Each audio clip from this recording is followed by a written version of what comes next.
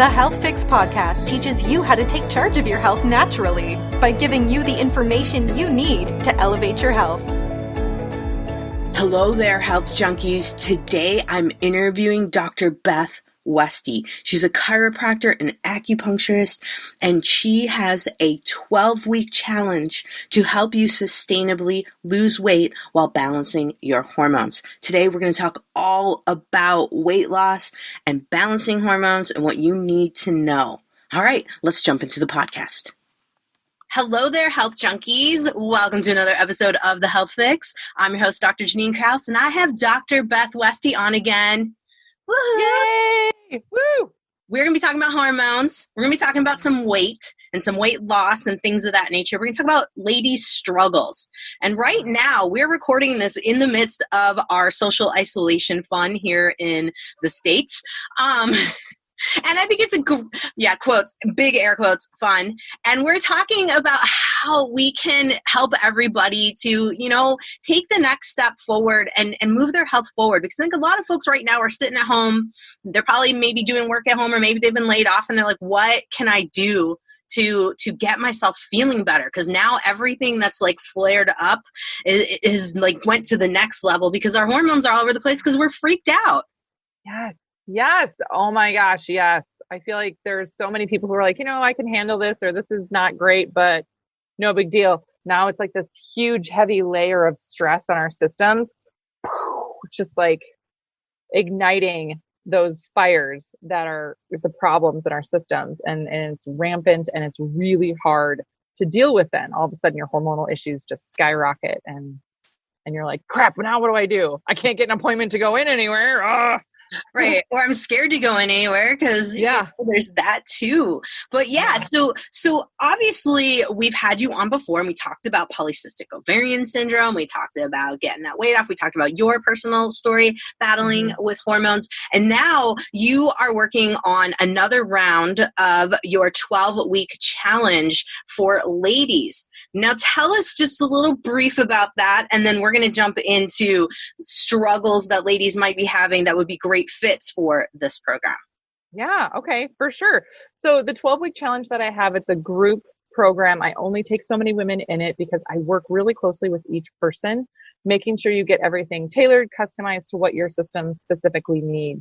It goes through a meal guide, grocery list, tons and tons of education, support, videos. You even get messages from me. There's weekly group coaching calls and then one-on-one calls. So there's a ton of stuff in there, but the biggest thing that sets it apart from so many other things out there is that it's really designed to work with your system and hormones and to get them back on track. So for somebody that has, a history of thyroid and, endometriosis, they're going to need different things than somebody who's in menopause and still having hot flashes, right? So there's different things that we tailor and tweak for each gal to help them get to and achieve the right goal. I love that because I think for a lot of people, we have this big thing online where it's like a one size fits all, take my course, boom, see if you get some results kind of thing. And I love that you tailor it to people. And I love that you have all of those menu plans. Guys, you got to go over to her website, Dr. Beth Westie, and it's in her resources section. It's like incredible in terms of things that she's got out there to help you. But let's talk about food and hormones for a second, because I think this is the number one thing. Ladies come into me and they're like, my hormones all over the place. I don't know what to eat. And I know we talked about before in our podcast about eating for your cycle. So I want to talk a little bit in terms of what are the biggest foods that are hormone messer uppers, things of that nature. Like, what are we doing wrong right now that mess up our hormones? I'm making a face that you guys can't see. It's awesome. So the hard thing right now, especially because everybody's trying to get information online, and there's so much information out there, and a lot of it is not tailored for women. So you're reading stuff and thinking, oh, I should try this, I should do this, but it's not specifically designed for the female body. So you're getting information that's not accurate for your physiology, which means it's not going to give you the right result and not going to get you to the right place and feeling good. So a few of the things that I see are, cut these things out, besides it being like artificial crap, if you're cutting out nutrients, if you're cutting out, carbs, That can be really hard on your system. And expecting you to be really, really strict and rigid is very difficult to sustain, which can lead to nutrient depletion. The other thing too is that I see a lot of stuff that's made for women. Do you know what I mean? Like, oh, this, women's shake, and it's like, it's just garbage. It's full of artificial sweeteners. Yeah. It's full of right? It's just gross. There's like half of it's not actually food in there. So that is a hormone. Those are hormone disruptors. Those can be disruptive to your digestive system. Those can be disruptive to your endocrine system. So you're actually fighting an uphill battle then, even though you think you're purchasing something that's good for you, it actually contains a lot of ingredients that are harmful. The artificial colors, artificial sweeteners, artificial flavors, blah. It's crazy. And it's, we were just talking about that before we jumped online, because I'm such a buyer of like cutesy labels and things. And if something talks to me, I'm gonna be like, oh, I really like that. And then I find out later, like, oh crap, I totally fell into that downward spiral of something that's like marketed directly to me with like women's colors and everything. Yeah. It's kind of funny how that happens. I'm sure that we are not alone here in that situation. And I want to talk a little bit about the keto diet, because I hate the keto diet for many reasons, for women in particular. Ooh, yes, you are making some angry faces, because it makes me angry. And so here's what happened, and I'm going to give you a little background, and then we need to talk about this for ladies, because at least a week does not go by where I have a lady come in my office and be like, doc, put me on a keto diet. It's going to save my world. I've seen it on Instagram. Help me. And I'm like, okay. Let's tell you what happened to me when I tried it, because I bought into the hype. I stopped my period for 3 years and then watched my weight go up. And then I struggled to get back into balance. So I'm like, okay, I know firsthand that yes, I'm one person and everyone is individual, but I'm not the only one that's had this happen to them. And the whole concept of bad foods, good foods, all of that stuff, and like, oh, I need to go keto. What do you see happening with ladies when they go on the keto diet? Oh, yes, this is so important. I'm so glad we're talking about this, because again, one of the things that is out there, research is done on men. Mm-hmm.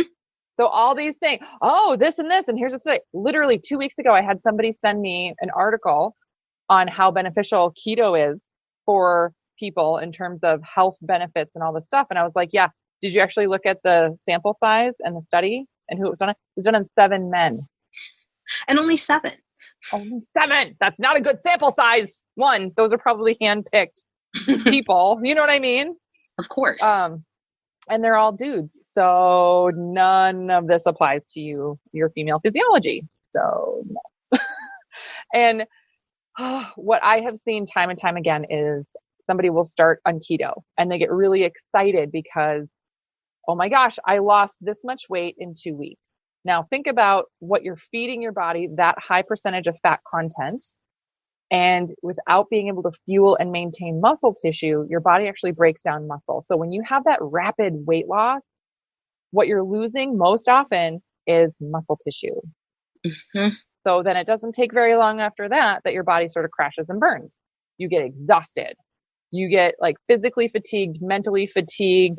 You don't feel right in your body and you're like, oh crap, something's wrong. Something's really, really wrong. I do not feel good. I can't maintain this. And along with that, because you've cut out a group of nutrients, right? Your system sees that as a stressor. And when the female body's stressed, it kicks on fat storage. Mm-hmm. So that's why women will gain weight, gain fat specifically, store fat. And then because your system's trying to keep you alive, it's a protective mechanism. It's really hard. It's even harder to lose that type of weight than it is say, oh, I've been on vacation and I just kind of let things slide, blah, blah, blah, put on 10 pounds.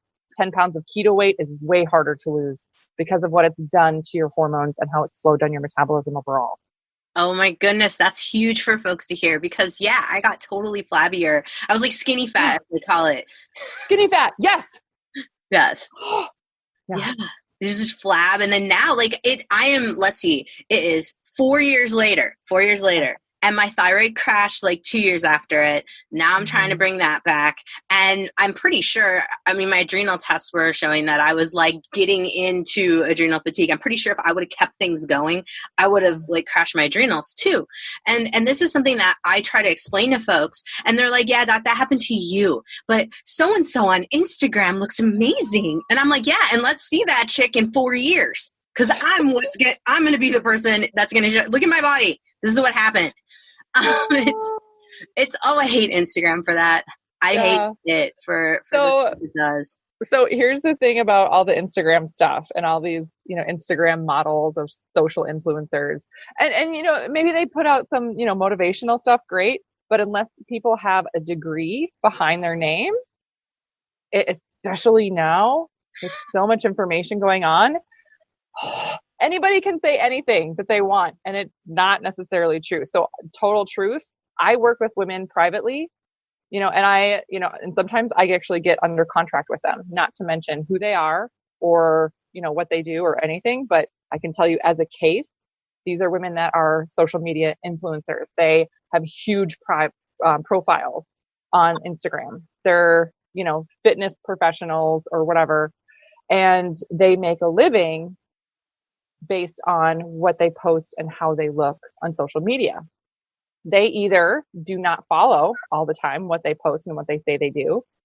And if they have, so I have worked with them in a private setting because they've actually done things like keto, crashed their bodies, lost their periods, and had to restart and reverse everything because they're like, okay, I lost my period, for 5 years and I didn't care, but now we're going to get married and I want to have kids. How do I do this? I can't tell you how many times that happens. And so what you see is not always what's actually going on. Which is, I don't want to just call people liars. It's just not an accurate look at what's happening. And this isn't just the case with Instagram. This is the case with any other media pictures, things like that. So my, did we talk about this last time? My little sister's a model. No, I want to so know this. Super fascinating. Yeah. So, super interesting. So she's been a model for like 15 or more years, this has been her career in between having kids, all this stuff. Right. And she's been in a ton of different things, Glamour, Shape magazine, all this stuff, which by the way, when I saw her in Shape magazine, I called her and laughed at her and made fun of her because she was holding weights. And I was like, dude, you've never weightlifted a day in your life. Did they have to tell you how to do that? Like, I was an athlete growing up, so of course, I spent half of my time in a weight room lifting, and she's never, right? Like, she would go for walks and stuff, but she smoked like half a pack a day. Gosh. And she's in shape, right? So these are the things. So not just because she had the body type that they wanted, that's what they hire for, right? Mm-hmm. It's not actually that these gals are athletes. It's not actually that these gals are that. Right. And I remember chatting with her one time about her in a photo spread that she had like this whole spread of photos. And I was like, I asked her, I was talking to her about the look of them or something. And she was like, yeah, well, that look is so hard to achieve. I couldn't even do that again. I was like, what do you mean? She goes, well, I actually don't look like that. The way that they do the lighting, the makeup, the angles, and then the Photoshop afterwards, there's no way that I could recreate that. And that's me. So I don't even look like me. Wow. Right? So you're looking at these things. And again, I don't want to just say it's a lie, but people post stuff or they alter their photos or they change the lighting and stuff to make it seem fancier than it really actually is. Oh my goodness. Yeah. I think I've fallen into that in terms of, looking at something and being like, oh my gosh, I need to look like her. Or, oh my gosh, I really want that particular look. Like I need those abs. I need that butt. I need that back. We do this as women, and it's crazy because we do it to ourselves in terms of what we want. But half the time it's probably an illusion of what is really going on. Now, tell me about this. I'm guessing that you work on mindset quite a bit in your programs, and you work on body image positivity and body image kind of welcoming or happiness or however you want to call it. Yeah. What's one of the things that you find in terms of ladies hands down, that seems to be like a resonating like repeat that ladies always do not like about themselves or something like that? Let's talk about that for a minute. Ooh, yes. Oh, this is a really good topic. Okay. When people get an image of them and their body frame and shape, oftentimes, especially for women, we have this idea that our body at 16 or 18 is our body and should be our body forever. Yes. You know what I mean? I can't tell you how many gals are like, oh yeah, these were my pants, and I can't fit in my pants anymore. And I'm like, well, when did you last fit into those pants? Well, 15 years ago. I was like, you've had like 2 kids since then. Like your spine changes, your hips change, like your structure changes. This isn't a matter of like fitting into pants. I was like, plus fabrics change over a period of time. Sizing and everything is different brand to brand. We all know that, right? It's like the fashion industry is not helpful for your self-esteem in any shape or form. But it's really hard to get a good mental picture of what your true body shape is, and especially because our bodies change so much over our lifetime, decade to decade. It's different, the body that you're living in. So it's hard to really land and be solid on one type of body style. So a lot of women get then disoriented or disillusioned with what is a positive thing to have. And you're expecting your system at 35, after 2 kids, to be the same as it was when you were 20.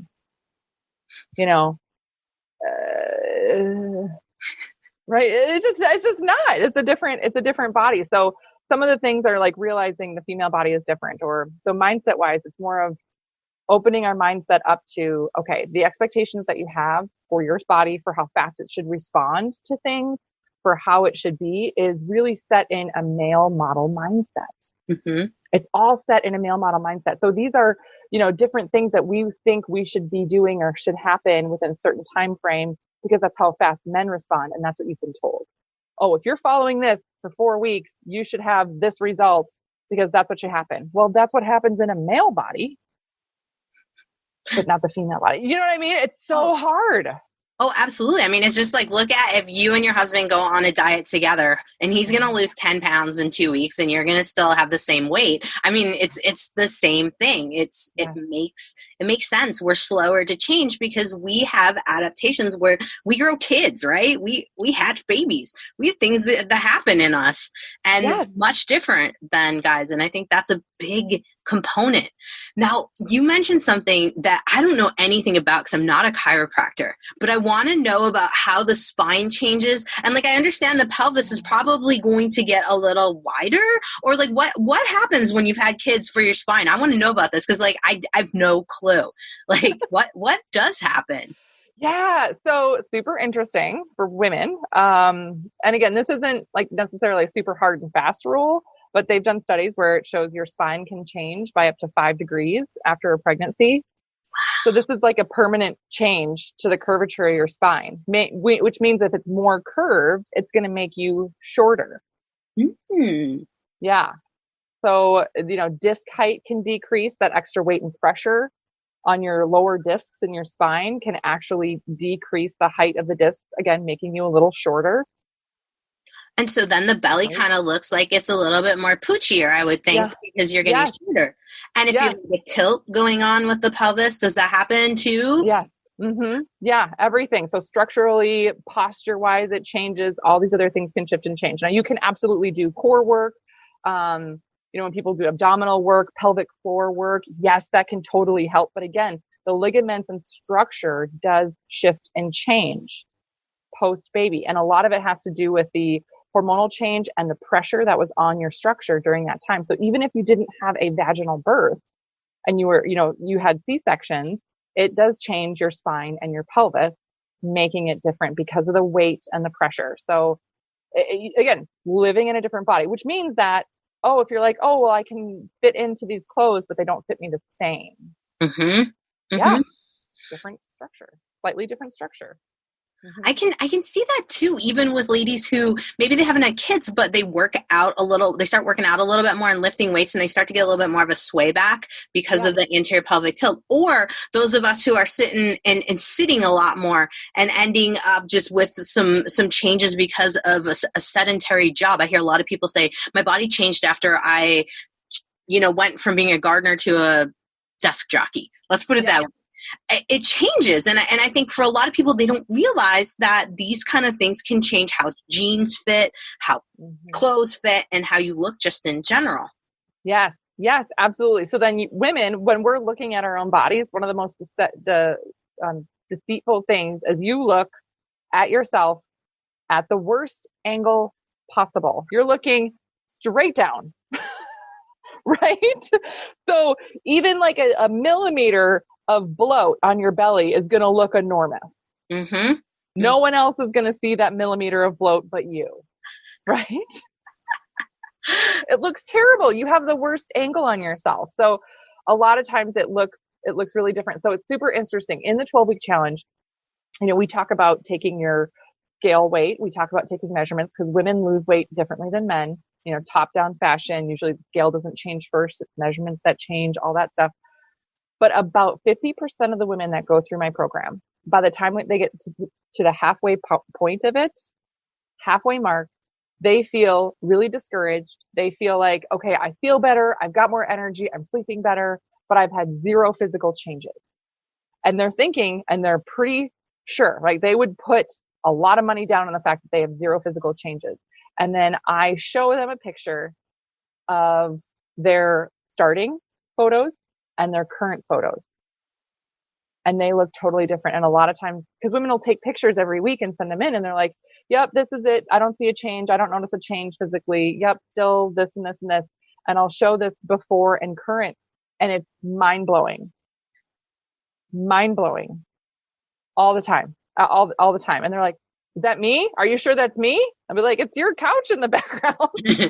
No, I didn't put it there and you took the picture. So you're wearing the same black shorts. I don't know. But it's that, that's the mind game that our bodies play with us because, it's such a different journey too. Most of the time when women have achieved some type of weight loss goal, the road that they took to get there is a tough one. So like the keto stuff. Oh, I lost weight, but I felt like garbage. I did this thing. I got to this 20-pound weight loss goal, but I felt like crap. And there was no way that I could maintain that. So there we go. Right. And so their body's used to feeling like that to get to that goal. Now they're making these positive changes, but because they don't feel like crap, their body brain connection, they don't register it as a success. Do you know what I mean? Yeah. Yeah. It's wild to see. Yeah. That's good that you mentioned that though. Like 6 weeks, I think a lot of people, because they're used to the 4-week challenges or the 3-week challenges and seeing all this stuff where like a lot of the magazines will have like the 21-day, well, kind of like Beachbody, the 21-day fix and all these different things where you're supposed to see change in that time. But, I think we're obviously rushing it. We're on a male model in that department. But at 6 weeks, I think a lot of people are like expecting miracles, right? Like we sign up for a program and I think a lot of people, because of social media, expect that we are going to look like whatever we have in our head of this dream person. So the fact that a lot of people are grumpy at 6 weeks because they haven't really got that connection and seen it too, I love that. I love to hear that because, I hear that in my office too. And I get it from people.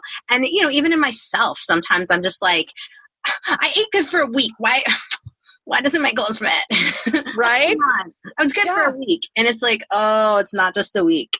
And it's multiple weeks. It's multiple many. weeks. Yeah. And I'm guessing beyond your 12 weeks, your 12 weeks is what it takes to start to get some serious change. I'm guessing that you also are talking about beyond the 12 weeks that we're looking at lifetime of factors. So in terms of moving from the 12 weeks and beyond, do you have support programs beyond the 12 weeks? What do you do with that? Yeah, so that's a super good question. So I actually have not only the 12-week challenge, but that's like essentially part one. I have a part two. So it's a continuation of everything for another 12 weeks.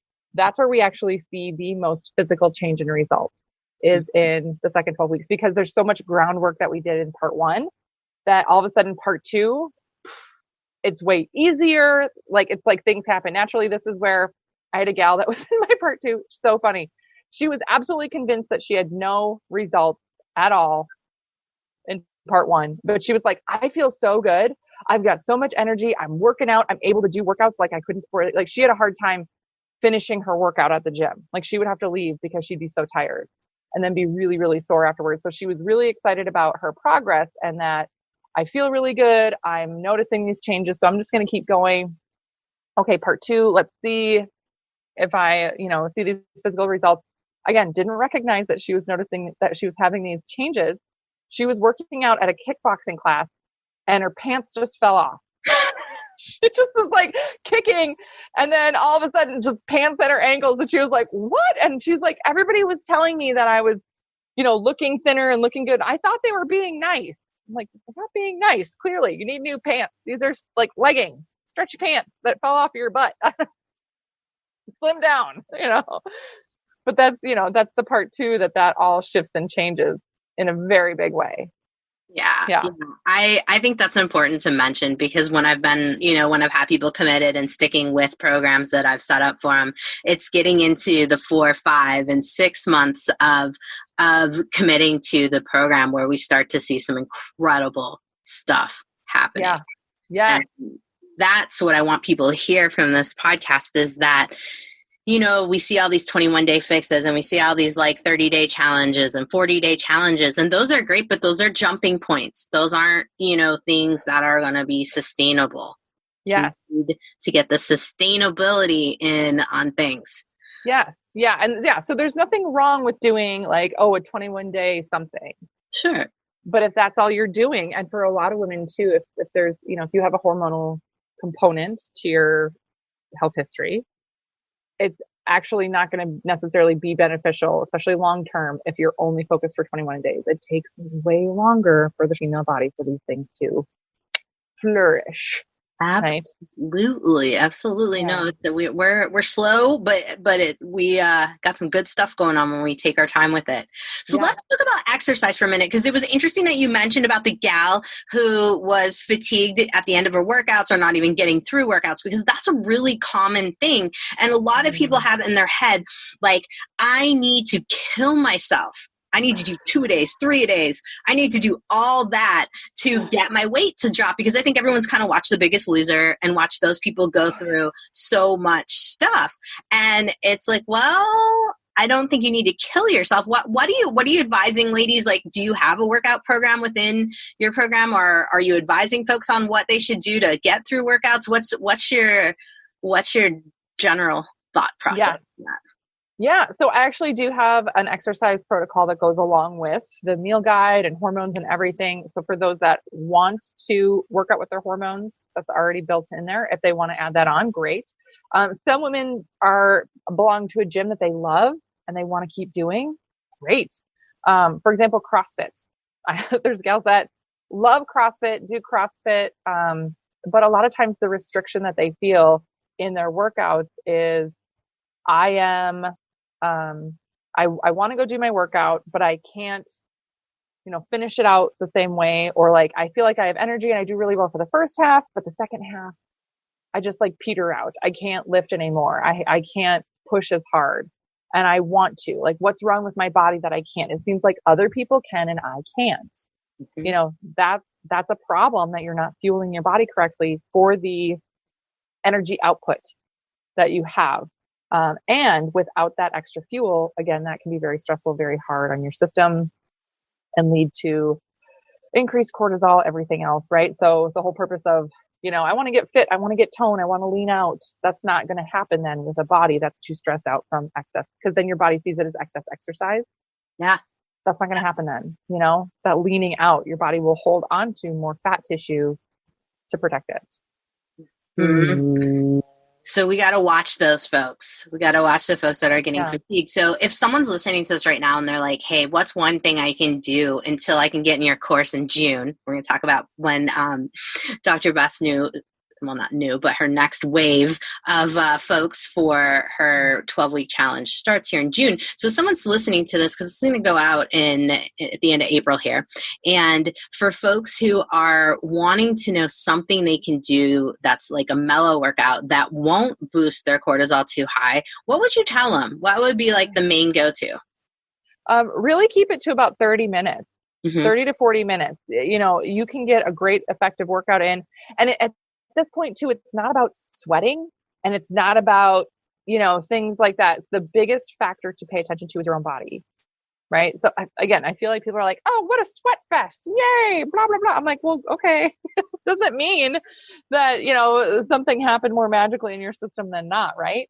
Right. Athletes that are super highly conditioned athletes, they have to do a lot more to get to a sweating point for their bodies. You know what I mean? Like I remember hearing, what was it? The US, the soccer team, their warm up is at least 5 miles, right? I mean, like, I know, right? I was like, warm up? What? that's my whole workout. Yeah, right. That's like my max distance. I don't know what you're talking about. Yeah. But this, those are highly conditioned athletes. So, it's all a gradient. Where are you at in your fitness level? If you're exhausted or you're worried about over exercising or you have over exercised before, you're going to need to really, chunk it down and do it on a smaller scale. Keep it to sometimes 15 to 20 minutes. That's totally fine to start with. And it goes off of how your body feels. It's not off of a weight that you're lifting. It's not off of how much sweat you had. It's not off of any of these other things. It's how your body feels and how it's responding. So monitoring heart rate is a great way to check in with your system and saying, okay, how's my energy output? Is my heart rate in check? Because you can do things exercise wise that are really intense and boost your heart rate. But if you can't bring it back down quickly in between reps, then it's really hard on your system. And that's a big, big thing to monitor as you're getting into fitness. So it's not about time. I would say I'd rather have people work out for a shorter period of time and feel really good. I got a 20-minute workout in. My heart rate was, maintained properly and recovered well. I was able to recover well from the workout. What's my next step? Go to 30 minutes. Step into it. Yeah. Yeah, no, I love watching heart rate and like heart rate variability. I think that was really what saved me in the long run to kind of give me the big like, oh crap, stuff's not going well when my heart rate would go up and I couldn't get it down to save my life. And I'm like, wow, okay. Yes, right. With adrenals and everything, right? With the like getting into that adrenal fatigue area, your body has to recover. And if your heart rate is not coming down and recovering well, that's a big red flag. It is no bueno, as I would say for sure in that department. Now, before we end up, I want to ask a little bit about how, a little bit of details in terms of balancing hormones and how you work with folks in that realm, because I know we were talking how to eat for the first half of your cycle compared to the second half of your cycle. But what about if someone is in menopause or they don't have a cycle because it's stopped? Maybe they have PCOS and it's super irregular. What would those kind of folks be doing in terms of eating for their hormones? What's kind of one of your go-tos for that? That is a great question. So the first thing is to still follow warming and cooling and a pattern with your food. Your, estrogens, progesterones are produced by other tissues, and to really work with that tactic. Also, shifting the tone of your food throughout the month is a metabolism tactic too. So you're not feeding your body the same all the time.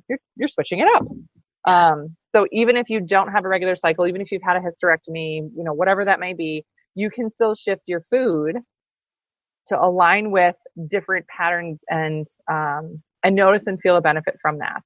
And then in terms of menopause, things like that, also realize that a menopausal body needs more protein to do the same job that protein used to do. So for a gal who's, 58 and been in menopause for a while, you're going to need way more protein than somebody who's, 35 and not in menopause. Yeah. More protein to do the same job, meaning to maintain the muscle, all that other stuff. Even if you're the same height, same weight, same goals, that menopausal body needs more protein every day. Very cool.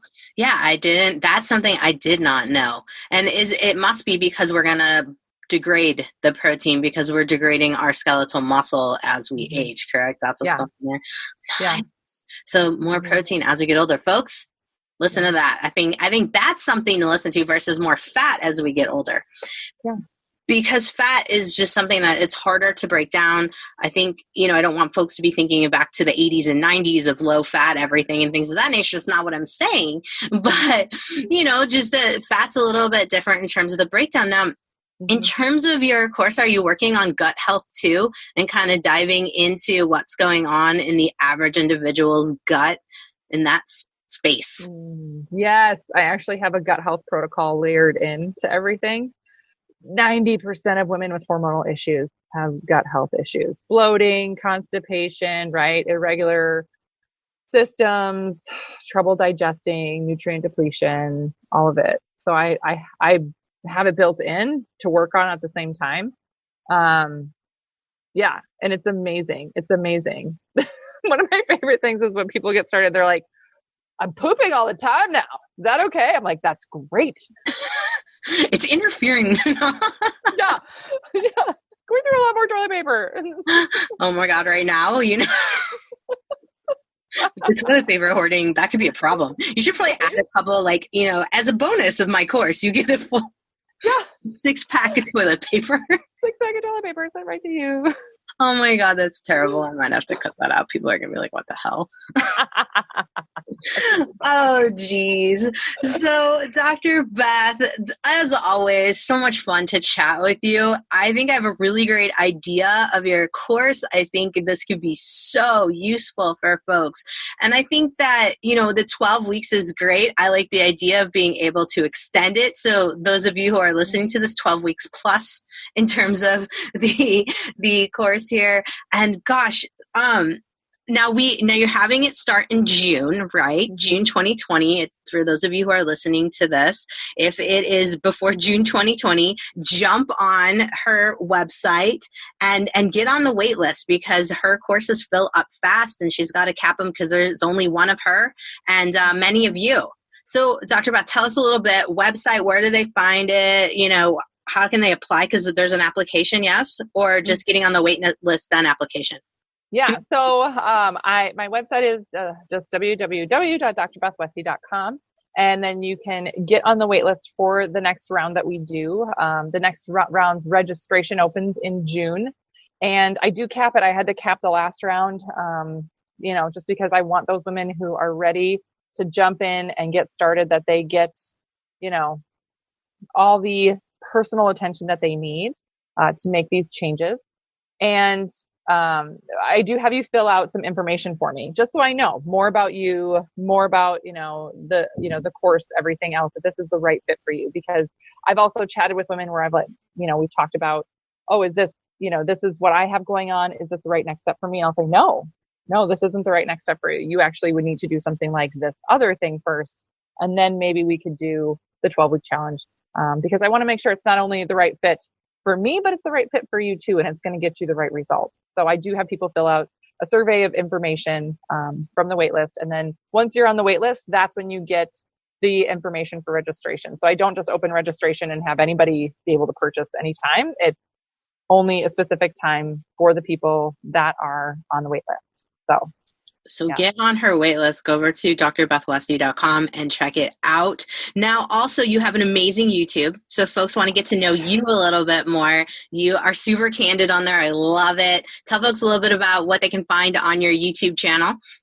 Oh, yes. I have so many videos. It's almost like a library of videos of content. And pretty much all of it comes from questions that people ask me or information that people are looking for. About hormones, about digestive health, anything across the board, Dutch testing, all these things. So I will do live videos, and then they get uploaded to my YouTube. So if you're looking for something specific on like endometriosis, you can just go to my YouTube and find it really quickly versus trying to scroll through Facebook forever. Makes sense. Makes sense. Oh, I didn't talk about the Dutch test. Crap. I love the Dutch test.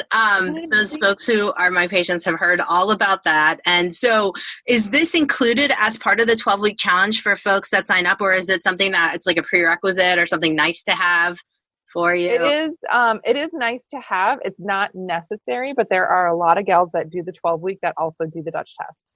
So I'll have them go through, they'll get a Dutch test sent to them in the mail. They'll get then customized recommendations based on that. And then we'll jump right into the 12-week. Nice. So those of you who don't know what the Dutch test is, well, Dr. Beth, will you tell us what it's all about? I will. So the Dutch test is a dried urine. That's what it stands for, DU, dried urine test of comprehensive hormones, DUTCH. And so the things that I really love about it, it's sent right to your house. You take it at home, you mail it back in, and it tests the hormone metabolite. So we see the entire pathway of it. If you go in and get a blood test, you're getting a bunch of hormone information that's chunked down into one number. Mm-hmm. And it's not necessarily accurate in terms of where it's an issue. So, for example, I did a Dutch consult this morning. Perfect example of this. This gal, her regular, cortisol levels were within normal range, right? And she was like, yep, I've been told it's normal, blah, blah, blah. Well, then I look at the Dutch test and we're looking at free cortisol versus metabolized cortisol. And then we're looking at the pattern of cortisol throughout the day. Holy cow. Her free cortisol, that one measurement, was normal. Her metabolized cortisol, totally gone. Low. Super, super low. And then her pattern, she's like, yeah, I'm really exhausted. I really have a hard time getting out of bed. I was like, yeah, because you're not having a normal cortisol response in the morning. You're supposed to have your cortisol rise and spike in the morning, and hers was going down. I was like, it's going in the opposite direction. This is not good. This is not good. This is going to make you feel like a zombie for at least an hour when you wake up. You wake up, it's like a zombie before something actually turns on in your. She's like, yes, I feel totally exhausted. I'm like, yeah. So way more information about what's happening in your system and the pathway of everything versus, oh, well, your cortisol seems fine. We tested this one little number versus, oh, here's a bunch of information about what's happening in your system. Oh, I love it. I love it. Like, Dutch tests are really cool, guys. You can actually see this whole map of how your hormones play out. And it's how they break down and metabolize and then what they get turn into. It's really eye-opening because we can chart back to okay, here's the problem in the system. So if any of you out there have been to even a naturopath or a conventional doc and they've done a regular saliva cortisol, or maybe they've done saliva hormones, or maybe they've done blood hormones, you get one picture. And the Dutch test kind of gives you the whole breakdown. And I like to use the Dutch test when I'm really I can't figure you out. I don't know what's going on. Let's see what's going on within the breakdowns. There's usually something there. So if you're struggling with hormones and trying to figure things out, the Dutch test is a great way to go. And I'm really excited that Dr. Beth is using it as part of her course. So guys, go check out her stuff. Check out the 12-week challenge and maybe extend it a little bit because I like the idea of a 6-month challenge. And go give Dr. Beth some love and see what she's got over there for you. I think she's going to be extremely useful for you guys. Thanks, Dr. Beth, for coming on. Yeah, thanks for having me. This is super fun. Hey, Health Junkies, Dr. Janine Krause here. I hope you enjoyed my podcast. Guess what? I have a Facebook group. It's called Anti-Aging Health Tips with Dr. Janine Krause. So if you want a little bit more of the Health Fix podcast, head over to my Facebook group and let's chat. Now, I'm also offering a health transformation and restoration program. It's a one-on-one with me, and it's for folks who are sick and tired of going to doc after doc and health coach after health coach and not seeing the results that they want and deserve. In my program, I'm working with folks with transformation. So this isn't just a light program. This is a big deal. I'm going to change how you think about your health and your life kind of program. And I'm super excited to offer it to folks. And if you are at all interested, we should talk. I'm offering 45 minutes free with me chatting to see if and how I can help you. And you can get all the details over at my website, drjkraussnd.com. All right. You've survived another episode of The Health Fix. I'm your host, Dr. Janine Krause. Have a great day, whatever you're doing. Subscribe, rate, and share info.